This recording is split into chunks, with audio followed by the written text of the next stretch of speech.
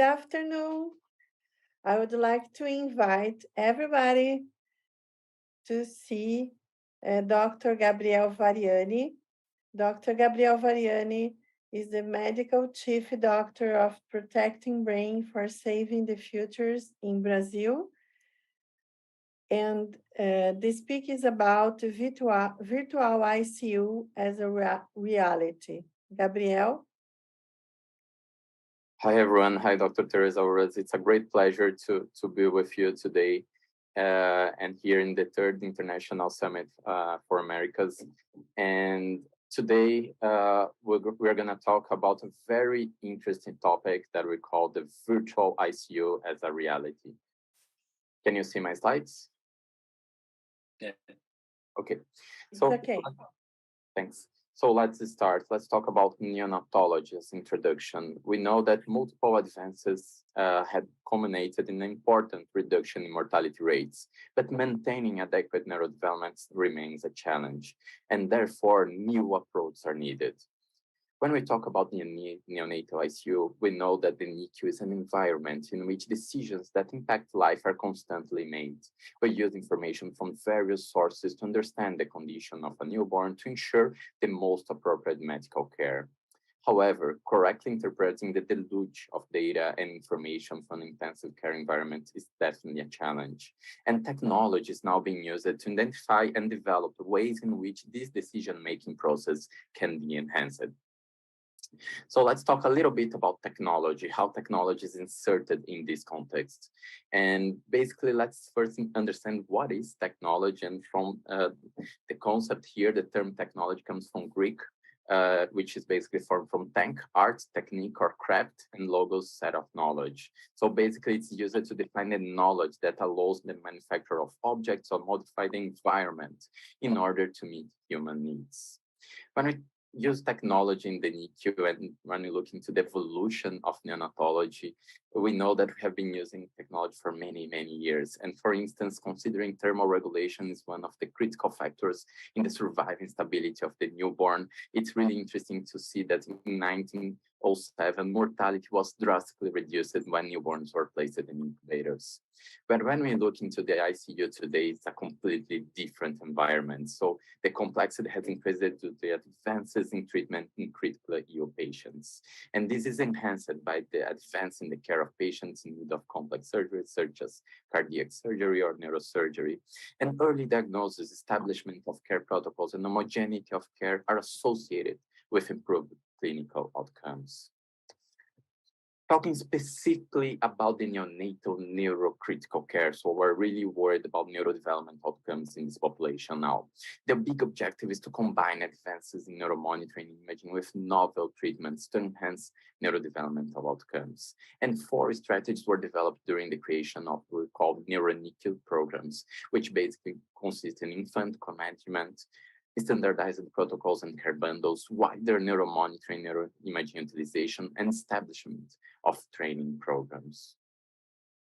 And what are basically the challenges for neurocritical care implementation? There are several.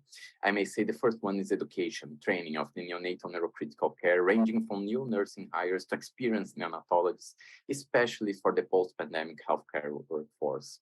Also, we have limited accuracy of clinical recognition of seizures. So very commonly, centers can only do the spot EEGs instead of continuous EEG and delayed readings and reports. Very commonly, we have overload of local neurologists, and variability of care and management of infants at high risk of brain injury leads to poor neurological outcomes, unnecessary interventions, and longer hospital stays.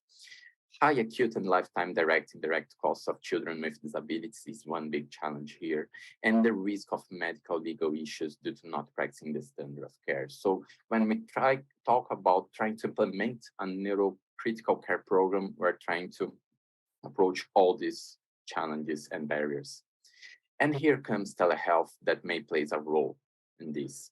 So we know that telehealth represents the natural evolution for transformation of healthcare in the digital world.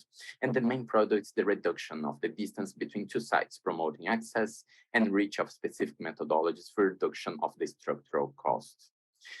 This is a tool for education, monitoring, clinical consulting, and also research. Let's talk specifically about the use of telehealth in the ICU that we are going to call virtual ICU.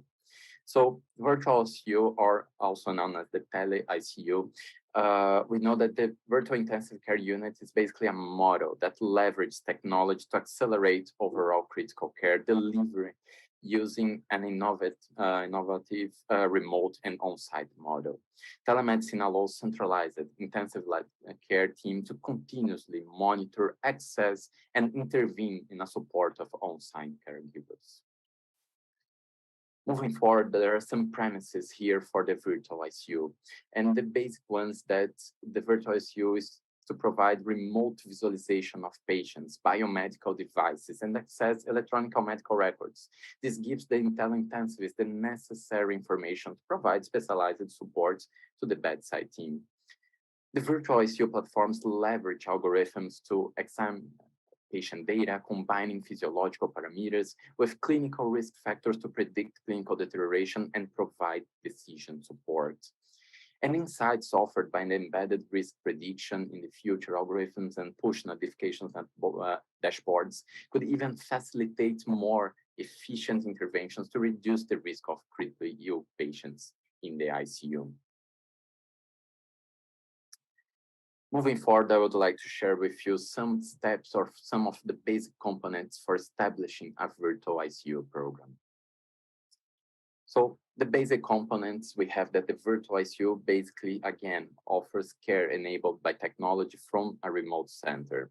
And in the simplest form, mobile platforms offer only audiovisual communication between physical ICUs and remote centers. And this could be called a virtual ICU. But the typical infrastructure is much more complex and involves hierarchical system of audiovisual communication, access to electronic medical records, telemetry, and imaging system, as well as risk stratification and decision support.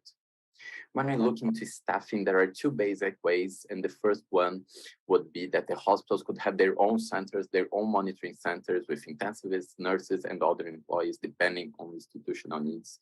But which is much more common nowadays is that the virtual care is outsourced to other hospitals or independent companies that support ICUs networks. Talking specifically about the operation of a virtual ICU, again, the virtual ICU are going to provide overview of the ICU patients to optimize clinical care and ensure quality. The tele-intensivist supervise the implementation or necessary modifications of patient care plans, aided by risk stratification and notification panels. It is definitely a tool for support and not for replacement, of course, where the practical involvement of the clinical team for technical procedures such as endotracheal intubation or vascular access naturally still requires on-site providers in hospitals. So again, it's a tool for support and not for replacement. And there is some data trying to understand what is basically the outcome, what are the clinical outcomes, or basically the impact of tele-ICUs or virtual ICU programs. And this makes lots of sense because, again, if a virtual ICU intervention may include from assessment of physiological trend alerts, notification of abnormal laboratory values, or even remote support for decision make, this definitely has the impact and has the potential to improve clinical outcomes. I'll just bring a single meta-analysis done in 2011, which Young and colleagues actually included 13 different studies using the tele-ICU approach involving 35 ICUs and over 40,000 patients. And what basically they found is that the tele-ICU was associated with decreased ICU mortality, which of course is really interesting, and also decreased length of stay. Of course, there is still more need for more and further investigation and specific interventions and specific tele-ICU programs about the impact they might have. So to end this first part of our presentation, we know that telemedicine and establishment of virtual ICUs represent a model of specialized care enabled by technology that was developed to meet the increasing complexity of patients together with the insufficient workforce. Although the implementation of virtual ICUs is increasing, it continues to cover only a small proportion of ICU patients overall. And this model should be included with a hybrid model of care to complement the coverage of the high-intensive ICU teams. Right now, I'd like to share with you some about our experience working with the virtual ICU concept. And let's talk here in Brazil, what's happening. So we know that Brazil, we have around 3 million live births every single year. We know that resources available for neonatal care are extremely unequal.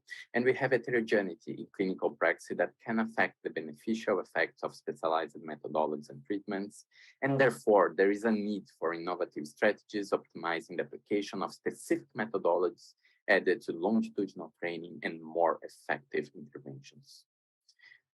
Therefore, we created the PDSF project. So basically, in order to provide neonatal neurocritical care on a large scale, an advanced telemedicine protocol was developed for neurological monitoring protection that we entitled Protecting Brains and Saving Futures. Basically, the adoption of continuing education strategies, implementation of methodologies for early diagnosis of neurological dysfunctions and neuroprotection in high-risk newborns were implemented. The basic mission of this project is basically to significantly reduce the number of children with preventable disabilities in the world. And of course, this is a bold mission. But basically, how do we work? What is our approach? And we truly work with a concept that we call digital neuro-NICU implementation, which basically a monitoring center is used to provide real-time neuro-NICU monitoring support and real-time consultation. This includes specialized longitudinal neuro-NICU training and education. So we do monitoring, consulting, and education. That's the basic concept of a digital neuro-NICU. Advantage from this approach. So we're centralizing data from different distant populations, highly specialized lab assistance, 24/7, high level of teaching and longitudinal training. This does facilitate the implementation of methodologies and protocols in remote centers, even with a lower cost model. And in the end of the day, this allows homogeneity of care between centers with different access to specialized resources and therefore improvement of outcomes. Basically, this is how our solution look like. So we have a baby being monitored at the hospital and the NICU, and we're collecting data from different devices such as the vital sign monitor, the EEG, the NIRS monitor. We integrate all this information and send this directly to the cloud system, which basically there is a team to provide assistance, feedback, remote monitoring, and real-time consultation when needed. And just looking into the results, we would like to understand the impact. And this is a study that our group is conducting that's called Protecting Brain Saving Futures, a multi-center observational study of a telemedicine neuroprotection protocol in the NICU in Brazil. So a telehealth system was implemented to provide remote neuromonitoring for 40 different hospitals in this cohort. And the retrospective descriptive analysis was performed from July 2017 to December 2021. And this data was presented in the 13th Newborn Brain Conference this year. So the numbers that we had, so our population, we had over 5,000 newborns monitored with amplitude integrated EEG and EEG. We had over 370,000 hours of EEG monitoring. And from the electrographic findings that were evaluated, we had infants with seizures, over 1,000, basically 21.3% of all babies were monitored, quite prevalent seizures. But from those babies that diagnosed with seizures, 72.9% were completely subclinical, only diagnosed by the remote team. And even though we had also 173 babies, 15% of them that presented clinical seizures that was visualized by the clinical team, but also followed by subclinical seizures, only visualized by the remote team and the brain monitoring techniques. Basically, the infants that were included in this study, according to the brain monitoring indication, would include any infant with suspected seizures, babies with hypoxic-ischemic encephalopathy, previously diagnosed seizures, any baby with hemodynamic or ventilatory instability, the preemies below 31 weeks of gestational age, complex congenital heart disease, severe sepsis or central nervous system infections, and many other different brain monitoring indications on where basically, if we classify that the baby is at high risk for brain injury, we would use a non-invasive method to assess what was happening. And when we look each of these groups, we can see the seizures according to each brain monitoring indication, which is quite interesting. And you can see in the different groups, the rates tend to be quite high. I would like just to highlight a few groups here. The first one are babies with moderate to severe HIE, the babies that actually we do cooling for them. Babies with complex congenital heart disease that are at high risk for brain injury, and also babies with brain malformation. But the truth is that, the incidence of seizures in these different risk populations is quite high. And by understanding this retrospective analysis, actually, we started now and we published a protocol in close one called Protecting Brains and Saving Futures Guidelines, which is basically a prospective multi-center and observational study, the use of telemedicine for neonatal neurocritical care in Brazil, where a prospective multi-center and observational study will be conducted in 30 different Brazilian NICUs using PDSF guidelines. So the brain monitoring indications are quite large, as we can see in this table and from our previous results. But here again, the primary objective is basically to describe the adherence for PDSF guidelines and clinical outcomes by center and over a 3-year period. We're going to do this prospectively. Adherence will be measured by quantification of neuromonitoring, neuroimaging exams, with specialist consultation, clinical case discussions, and video conference meetings. And from clinical outcomes, the detection of seizures during hospitalization, the use of anticonvulsants, death before hospital discharge, length of hospital stay, and referral of patients specialized follow-up. So this study basically is intended to provide evaluation of PDSF guidelines adherence and its impact on clinical outcomes. And thus data from this large prospective multi-center and observational study will help to determine whether neonatal neurocritical care via telemedicine can be effective. And ultimately, it may offer necessary framework for larger scale implementation and development of research projects using remote neuromonitoring. The last topic that I would like to share with you is about the use of telehealth for collaborative research. And this approach may also be used in research contexts where studies done, for instance, in low middle income countries might benefit from teams assistance in developed countries, potentially improving the quality of data obtained substantially. I would like to share an example of study that we are part of called Prevent, or Prevention of Epilepsy by Reducing Neonatal Encephalopathy, which used a similar method from PDSF to monitor and collect data from newborns in 3 sites in India. The chief investigator, Dr. Surinteo, and the trial sponsor is the Imperial College London. I like the rationale of the study. We have in the world 50 to 70 million people with epilepsy, 12 million people with epilepsy in India. The incidence of epilepsy in low-middle income countries is 2 to 3 times higher than in high-income countries. And perinatal brain insults accounted for the largest attributable fraction of pediatric and adult epilepsy in these countries. And therefore, programs to improve perinatal care in low-middle income countries may prevent a substantial proportion of epilepsy. The telehealth component here of this project was that all infants with encephalopathy were monitored with EEG. All EEG data was secretly sent to a cloud-based server and could be accessed in real time by the research team in UK and Brazil. And weekly case discussions and EEG reviews were performed with professionals from UK, India, and Brazil as well. We presented an interim analysis in the American Epilepsy Society meeting last year, which basically we had monitored over 400 infants with at least 4 hours with EEG due to encephalopathy. 44% were not related to hypoxic-ischemic encephalopathy. 58% of these babies presented seizures. Among encephalopathic babies, 31% had mild but seizures, 49% moderate, 20% severe HIE. And 10 babies actually had seizures, but no previous encephalopathy, which makes us try to understand what's happening on the population in low-middle income countries. So for conclusion, I would like to say that adoption of the virtual ICU is increasing as part of a hybrid model to support high-intensive critical care delivery.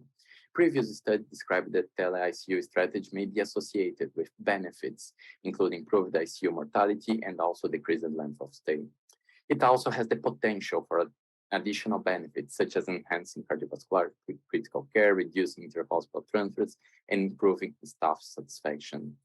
Continuing research into the best practice for this technology enhanced monitor of care, of course, is still prudent. I'd like to thank our attention, close this presentation with a line from Wayne Dyer, where he says, if you change the way you look at things, the things you look at change. Thank you so much for your attention. Thank you. Thank you so much for this great presentation, Dr. Gabriel.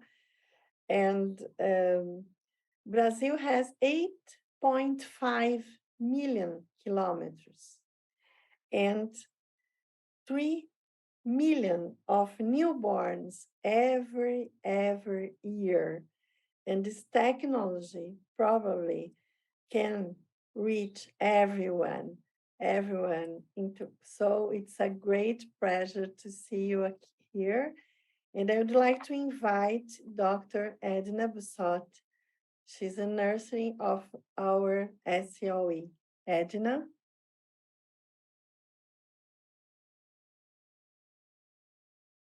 Thank you. Thank you. It is an honor to participate in this important forum for maternal and child medicine. Our next speaker is Dr. Gustavo Foronda, Coordinator of Pediatric Cardiology at the Maternal Fetal Children's Center at United Health Group Americas. Physician at the Pediatric Cardiology and Adult Congenital Heart Disease Unit at the Instituto do Coração of the Medicine School at the University of São Paulo. Coordinator of the Pediatric Structural Hemodynamic Sector at INCOR. President of the Cardiology Department of the Pediatric Society of the State of São Paulo. Member of the Cardiology Department of the Brazilian Society of Pediatrics. Dr. Gustavo will talk about fetal and pediatric cardiology of this century. Dr. Foronda, please. Hi, Edna, thank you. I would like to thank all the maternal fetal SOE who welcome and give me all support to this challenge to change the pediatric cardiology at United Health Group. Thank you, Rodrigo, Teresa, Edna, and it's a great honor to be here today. And congratulations, Gabriel. It's a very special talk. And I will talk about the pediatric cardiology, fetal and pediatric cardiology in the century. A little bit philosophic theme, but I will try to think some ideas about this. So let's begin. What do you want from pediatric cardiology? Of course, we want to improve mortality. Of course, we want to operate more since we're faced with a range of diseases, most of the time surgical. But we want more than that. We know that we have a high prevalence of congenital heart disease in Brazil and in the world, around 10 in 100,000 babies.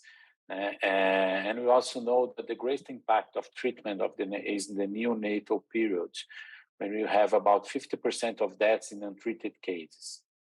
And besides, as I said before, we don't just want to improve mortality, but we want to survive with quality of life. And we want to these 6 out of 100,000 born who reach adulthood here. We want to arrive in great numbers, but more importantly, arrive in excellent health conditions, productive, studying, working, forming families, and having fun. And for that, we need a more adequate, more organized line of treatment, which looks to the future, not just the immediate results.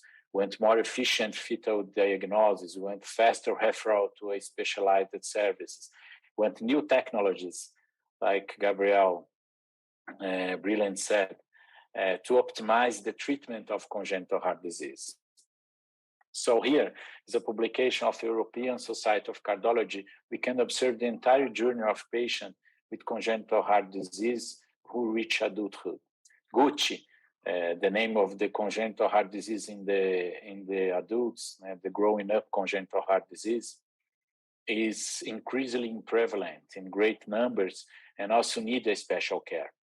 Today we have that in congenital heart disease outpatient clinics, about 70% of consultations are from GUT patients. So a transition from pediatric cardiologists to adult cardiologists is necessary.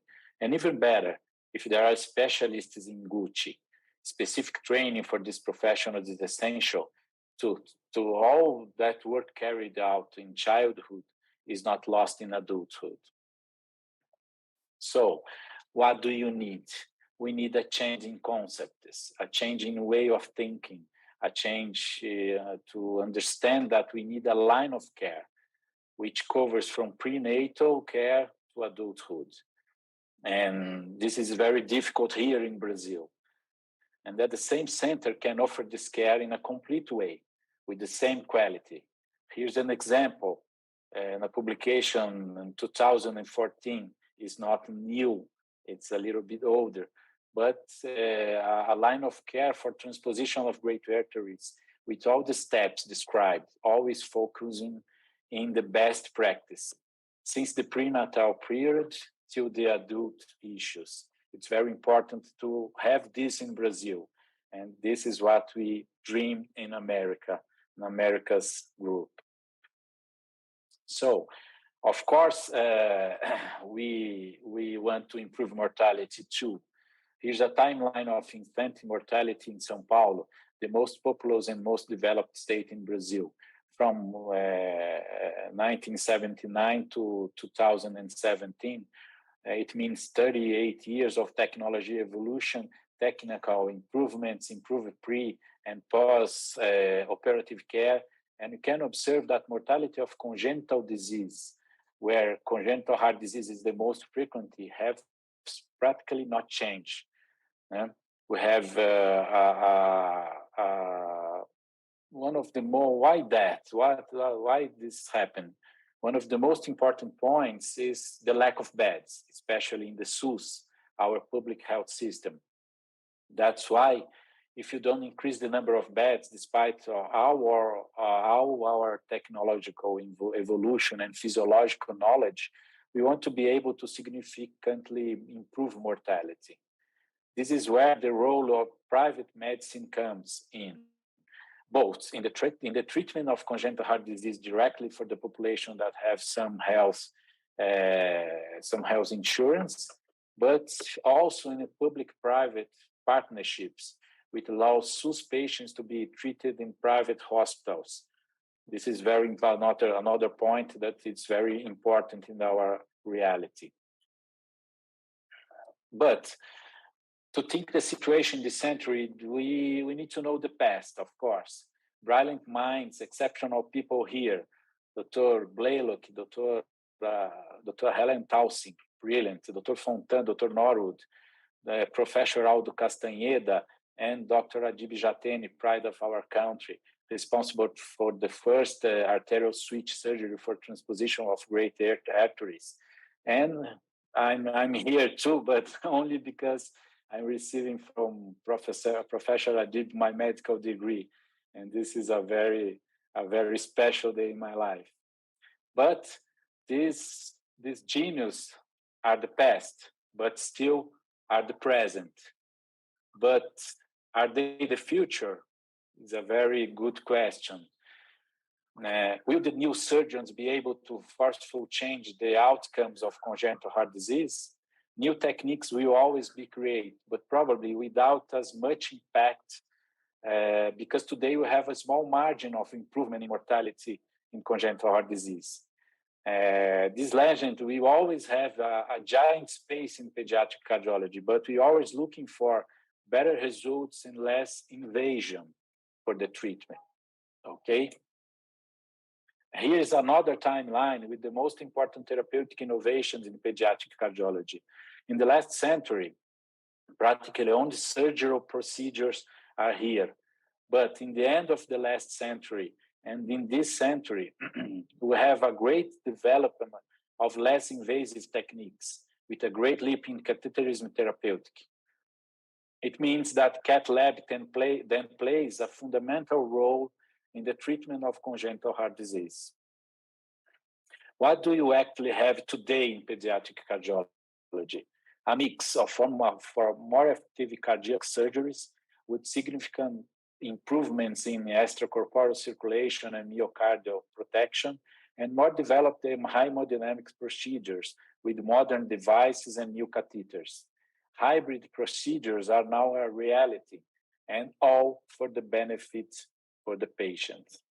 Here, an example of a surgery with anomaly of coronary, and they are showing by the surgery. Here a new device for closure for atrial septal defect. So, in diagnosis of congenital heart disease too, it's very important to think about the future. Despite not forgetting the basics and never forgetting the importance of X-ray and the electrocardiogram, we have today, in addition to all innovations for echocardiography, with and its new softwares, more accurate diagnosis methods that are evolving very quickly. CT, angiography, and MRI are realities, and the professionals increasingly be training. Of course, the images are beautiful, but we always need to remember to use these methods with criteria, because they require sedation, use contrast, and the issue of radiation. Here, I made a CT scan of heart with all the details. It's a very, very beautiful image. And this is a reality today. Another innovation with the angiotomography is that we are able to make a three-dimensional impression of all details of complex heart disease, allowing the surgeon to train before the surgery in life-size models. And in the fetal matter, first we need to make a adequate diagnosis, and first of all, and in the right time. It is very important. The diagnosis is basically made with fetal echocardiography, but when to perform this exam and which patients should perform the fetal echo. In our interpretation, all patients should undergo fetal echocardiography, even low-risk ones, as I know that this population is where we observe a large percentage of congenital heart disease. And we suggest to performing the echo between the week 18 and 20 of pregnancy, because in many of fetal procedures, the most favorable time is usually between the week 22 and 26. So we will need to be this diagnosis before that. Here are example of image of fetal diagnosis. It's a very beautiful and more accurate images. This is a critical stenosis aorticus with the left ventricle with dysfunction. And in terms of fetal therapy, we already perform intrauterine procedures, mainly in aortic and pulmonary stenosis. In cases of critical aortic stenosis, you can change the evolution of the fetus for a univentricular patients, for example, hypoplastic left heart syndrome, to a biventricular physiology that is a dramatic change in prognosis.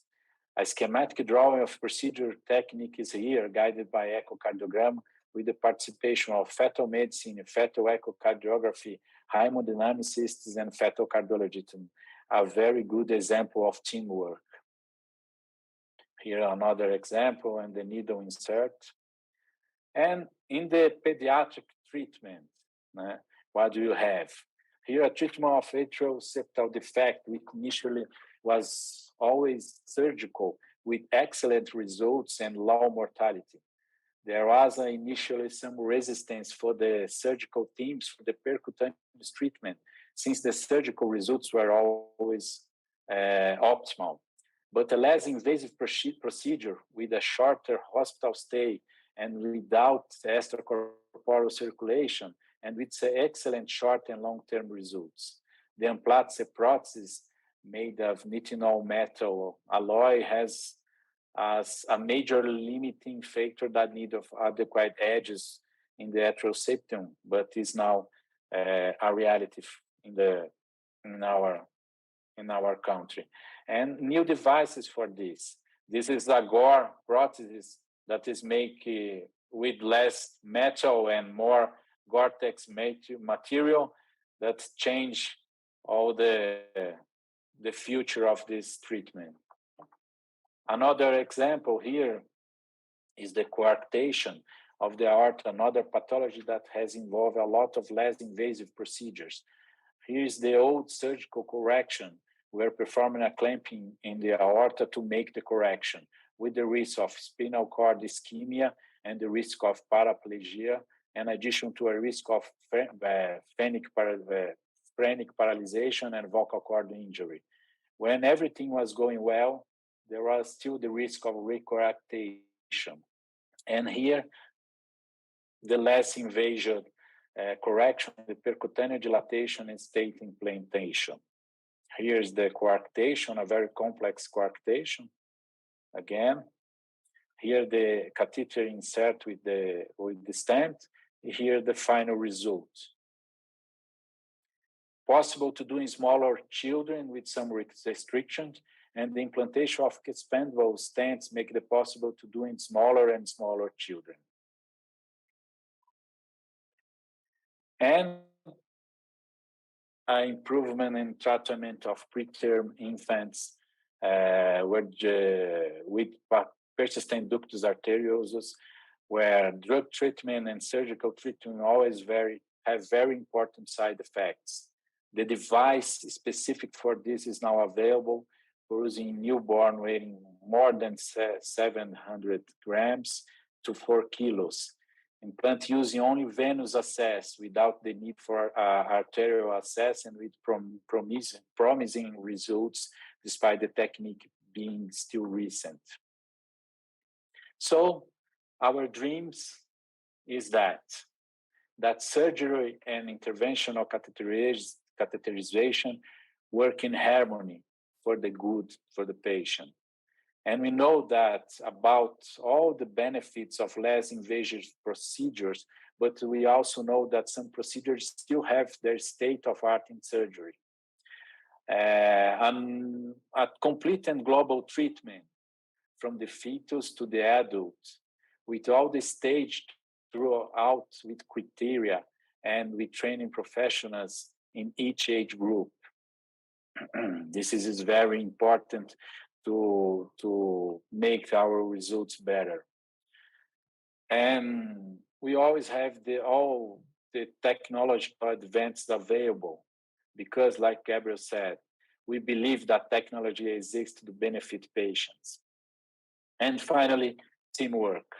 This is another that's very important matter with not only medical teams, but multidisciplinary teams, all work in harmony, always for the ultimate good, the patients. So this is what I want to think about, and thank you for everyone. And here are my contacts, and we are here to discuss some other things. Thank you.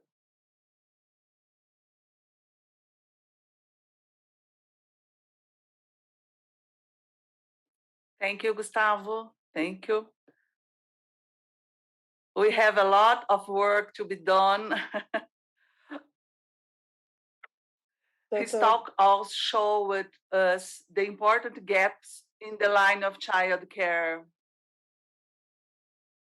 Yes, I think work in the journey of the child and the family is fundamental. Yes, I agree. I totally agree, Edna. Dr. Yes. Rodrigo Juano. Dr. Rodrigo, please. I think we had amazing talks. I thank you, Gabriel, Variane, for your amazing talk on ICU and virtual neuro ICU, which is something very unique and very different that we are offering here in Americas, in the United Healthcare Group here in Brazil. And hopefully we can have also association with other countries. But as Teresa said, our country is very big, it's a large country. So this is an opportunity for us to take a wonderful care of those babies. Thank you, Gustavo, for leading the cardiology in children and also in the fetuses in our country. And hopefully we will create, and we are creating, the best multidisciplinary team to take care of those babies here in our country. So I think we accomplished our program today, Teresa and Edna, with very success. Was very successful. We started with obstetrics and gynecology, discussing the present and future in those areas, and then we moved to perinatology. And I saw that we have amazing talk about also our virtual world nowadays that can become a reality soon. And then we went through, we navigated a little bit through the pediatric specialties. Now we are going to move. I think, do we have questions or not, Teresa and Edna? Probably we have a lot of questions, but we have 8 minutes. And Gustavo and Gabriel. I think we have 20 minutes to discuss a little bit. I don't know. We had 14 minutes. They're telling me. So if we want, do we have any questions about? I think Dr. Zanon is here also. Who else? Do you have questions, Teresa, from the audience? If not, I'm going to start the discussion. Gabriel, how do you see the virtual neuro ICU in our country? How do you see that we can change because the prognosis of those babies? You're muted. Yeah. So Rodrigo, thanks so much for your comments, and again, it's a great pleasure to be here. And I truly see, this opportunity of using technology to provide specialized assistance to remote areas as, a big opportunity to leverage the quality of care. I may say that, for instance, last month, we started a project in a public hospital in Roraima. And basically, what I can see is that, okay, when we are doing this virtual ICU concept, we are implementing the neurocritical care, we're doing EEG, but it's much more than this. We're actually leveraging the culture, we're doing education, initial and longitudinal, we're looking into outcomes. So there is, a series of metrics that actually are looking into that ICU that we're trying to change the culture, we're trying to change the clinical care, not only for monitoring babies' brains, but actually an overview of the best practices. And again, when we look, as Dr. Teresa said, we're a vast, country, and the population and the resources, may differ. Even in our own city, in São Paulo, we'll have centers with lots of resources and centers that won't be able to provide such a good quality of care. But when we reach, to the countryside itself, the difference is amazing. So again, I see this as a very interesting window of opportunity. We have, I may say, a very interesting experience right now, as I presented, over 5,000 babies being monitored, but actually, I may say that we have barely scratched the opportunity, because I'm pretty sure that, would be able to be helping and actually providing better quality of care for many, many babies across the country and even outside Brazil. Thank you, Gabriel. What Gabriel is providing here is something very unique, because it's 24 hours, 7 days, completely online, monitoring those babies every single minute, every single second, to see if they can have a seizures, Gabriel. And then you know the numbers better than me, but some of those seizures we cannot even see We cannot even diagnose. I don't remember the number. It's how much? It's How high? over 80%, Rodrigo. So Maybe. the vast majority won't be able to recognize. So can you imagine? That's something that we are offering, that we can monitor those babies even through this mechanism technology, and then those babies they can quickly assign or tell the pediatrician and neonatologist that those babies are having a seizure, and they can be treated very quickly, improving a lot the prognosis. So this is a fantastic program. I'm going to change because we don't have much time, but I wanted to go to you, Gustavo. Tell me. Only to comment this work from Gabriel works because it's very important for us too. Exactly. Yes, in the post-operative time, in the post-operative care, it's fundamental to have this monitoring, this neurological monitoring. It's very, very, very important because we have this, a very silent seizures and other neurological issues that the use of this EEG or the NIRS is very, very important, and we use normally in all patients in postoperative care.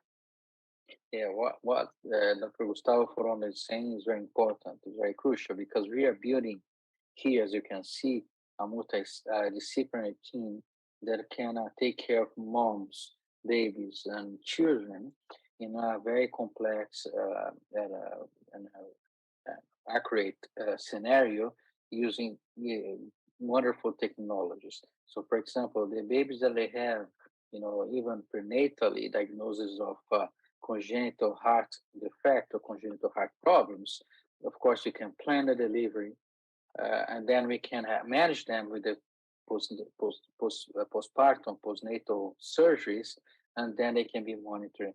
They can be monitored very closely with this new technique, and that's fantastic. And I'm going to start to open another discussion because we have Dr. Zanon. I hope she's here too, but she mentioned something about our vision, which is creating those multidisciplinary clinics specialized in pediatrics or in pediatric diseases.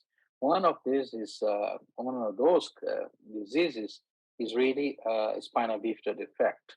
So I don't know if Dr. Zanon wants to talk a little bit, but our goal is to build a spinal bifida clinic in our system. If she's not here, Dr. Teresa Uras can talk about that because it's a common project involving neonatology, pediatric surgeons, and neurosurgeons. So, is she here? Nelsie? Nelsie? If not, Teresa, please. Spina bifida is a defect from the fetal to adult. In Brazil, we don't have any kind of follow-up of this population. Our project involves all the doctors here, the fetal doctors, the neurosurgeries doctors, and orthopedics, pediatrics, and all the nurses, and all the most important people to do the follow-up for the newborn to adults. And Dr. Rodrigo Ruano has a very important experience in Miami, and I would like to talk here about us of spina bifida in United States as the same of our project in Brazil, Dr. Rodrigo. Yeah, so we are going to implement something different. We are implementing something different in Brazil, which is a multidisciplinary spina bifida program clinic that will take care of the babies, even diagnosed before they're born, like the fetuses, and also after the babies are born, and also what Dr. Zanon said, it's very true, is that we wanted to provide entire care for the entire life, not only during the time of the procedure of the surgery right after birth. The same we are going to do with we are doing with Dr. Foronda about the cardiac clinics that we are building with the pediatric and fetal cardiac clinics that involves diagnosis and therapy. And for all of this, we are implementing also something very interesting, which is the humanization of the care. So it's not only providing technology, but next year we wanted to discuss a little bit more about the humanization, the human aspects of the care. And Edna Bussotti is working very hard to get a team of experts that can help us building this humanized or human approach. Edna, we wanted to talk a little bit about this. If you don't feel comfortable in English, you can talk in Portuguese because I can translate that. I try. The proposal is to accompany the journal of the child and the family. It's very important. It's a challenging proposal, but necessary to change our reality because it's innovation in care line maternal child. For me, it's an honor. It's an honor to participate in this program, this project. So I think to work the very, very, very important professional, Dr. Juano, Teresa, Gabriel, Foronda, Gustavo, Foronda, Neuci. So I'm very happy to participate in this project. Yeah, so we are building also the care of the mothers, the women, and the mothers, the GYN, the gynecology, and also obstetrics to provide the best quality for those mothers and those patients to have their child or their children in our system. And this issue is. Sorry, go ahead, Gustavo. No, this issue it's a point of it's a fundamental point too, because our results is better if you have a family better. Our results is better if you have a mother comfortable, a mother secure, and this is it's fundamental.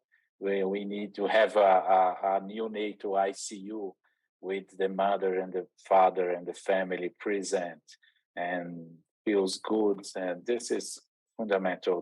This work of the SOE is a very brilliant work, and of course you have a very good results with this. Yeah. So our vision is exactly what Dr. Foronda is saying, that we envision to provide the best quality for the women, mothers, and children in a continuum of care. So this is a very good opportunity for us to work together and to provide the best. And then that's very true what you said, Dr. Foronda, that the base of the society is a family. It's the mother, the children. So we fight for their lives, we fight for their quality. And then one of the lectures that we talked today, we listened today, was about the future of the health, of our health. We're getting aging, but it's not getting aging, not only with surviving, with making us alive longer, but also to make our lives better quality. So that's our goal, and that's our vision. Yeah, I would like to make a quick comment just about that also. So I completely agree with Dr. Foronda, Rodrigo, Dr. Teresa, Dr. Edna. So basically, I think, specifically when we're talking about the importance of family and when we envision the future of, the care, I think we combine two important pieces, which are the family-centered care. And when we talk about neurodevelopment, this is absolutely important. I always like to think that the parents are not, visitors. They are like the protagonists into the ICU, and actually having the parents, near the baby when we talk about preemies, babies with cardiac heart disease, or babies with HIE, it makes all the difference. But together with this, since we also enter the realm of, the future of care, The other thing is precision medicine, that we know that not one size fits all, right? So in the end, I think we've combined these both concepts, that we must bring the families into the NICU, but also understanding that each single baby needs to be monitored, needs to be understood, that we cannot, just put in an entire group if we want to have the best outcome possible for him. And that's beautiful work. Exactly, and thank you, Gabriel, for your thought, your saying, and then this is very true, because um, I'm going to thank everybody for listening to this beautiful journey, because this is just a starting at the beginning of a huge project that we are building together with all different specialties to kind of rescue the importance of the family, the women, and also the children's care in our country, especially because we are considering, as we saw today, this afternoon, that we are implementing lots of technology or new technology or system, like virtual realities, virtual monitors, complex cardiac surgeries, complex neurosurgeries, complex fetal surgeries, and also taking care of those babies. But we want more. And then this is just the start of the beginning of our new journey. And I hope that you enjoyed this journey today. And I hope to see you in the future with us, in our journeys. And then now I needed to conclude this meeting that we have, this conference, by saying thank you to all of the conferences.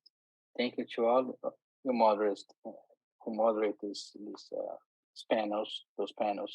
Thank you for the organization. Thank you for Americans to have the opportunity to discuss a little bit about the women's and children's care, healthcare. We need to move, I think, to the next step. We will come back to the main Yes. room for us, and then you will see the continuity of the entire picture with the Americas. So thank you again for being this small group.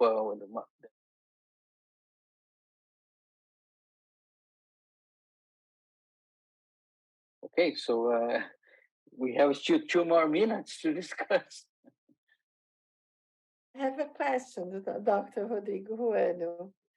Okay. For you, for neonatals and fetal medicine, we know about the importance of the surgery for hernia diaphragmática in a fetal life, because the lungs